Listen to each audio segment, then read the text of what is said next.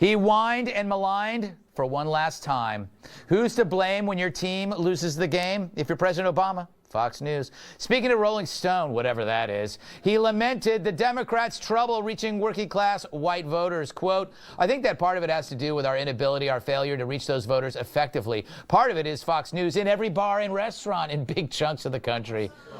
Yeah. Sorry. I'm sorry. The bars I go to usually show stuff like this.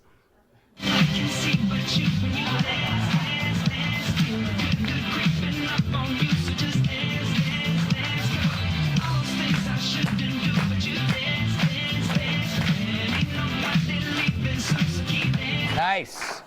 Now, granted, the president did blame his party for sucking, but as usual, he fell back on the same old excuse for failure. Evil Fox News. Worse, he revealed an amazing cluelessness. He thinks businesses across America show Fox News. Sorry, Captain Precious, the only people who force-feed politics down people's throats are earnest progressives like yourself.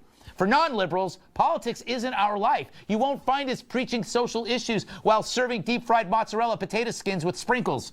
That's the difference between left and non-left. The left digs calamity. We just want to eat till we puke. All right. Where am I? Rob.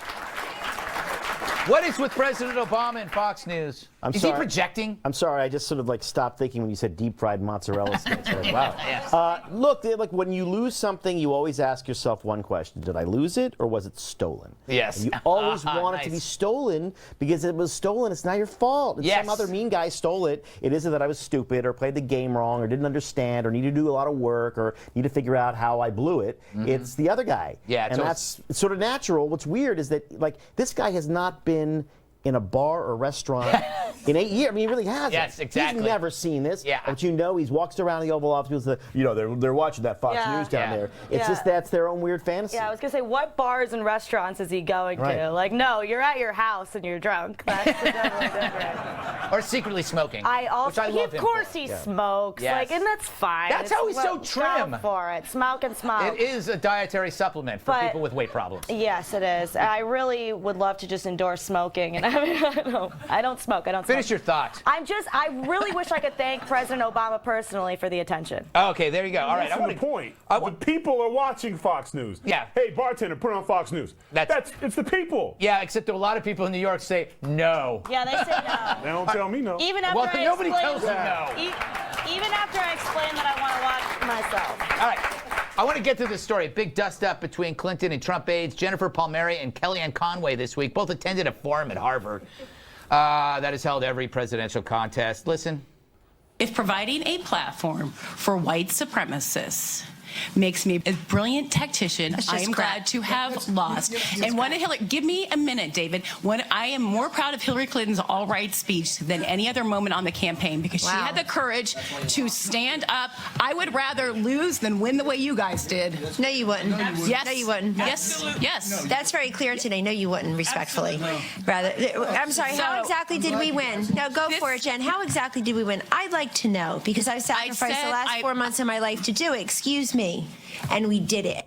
And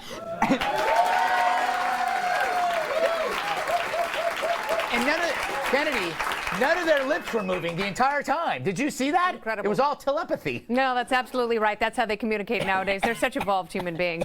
Yes.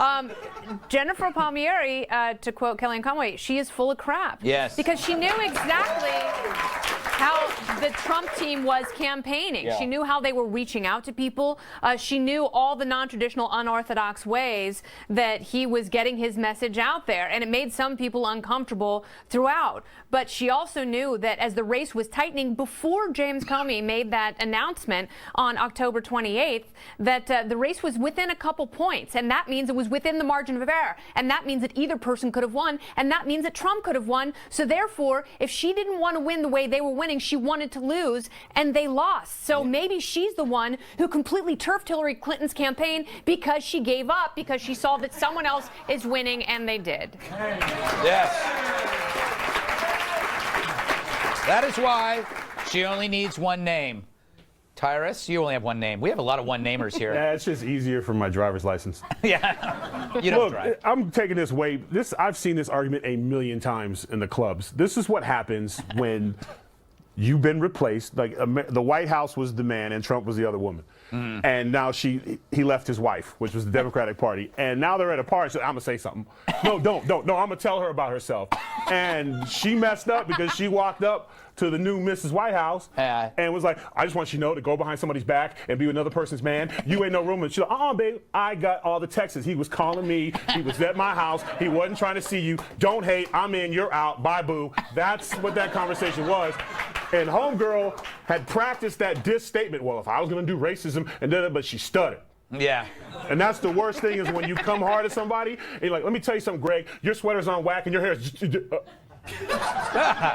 forget you, Greg. Whatever, Greg. Whatever. Yes. And the dude who was doing the interview was like, come on, let's go. Trying to get her in the car. Trying to save face because it's not going to, she's going to cry on the way home. You lost. It's over. He's not coming back. Get your stuff out. Delete your Facebook. Move on. You know? All right. I got to go. I said this on the 5 yesterday, Friday, and the bigot pistol ran out of bullets. That's what happened. Paul Mary was there firing her bigot pistol. You're a bigot, Bannon's a bigot, and they run out of, after 8 years, you ran out of bigot bullets. Sometimes people stay mad. Yes. Even though I have somebody mad at me right now that should get over it, but you can't always control that, so what can you do? Okay, by the way, when you're using the bigot pistol, the people you're shooting are the ones you wanted to vote for. You're insulting half the country. Exactly. Still. All right. Rob, you were going to say something. I was only going to say this, that the strange thing about it is that the reason she lost ultimately was that people did not trust her.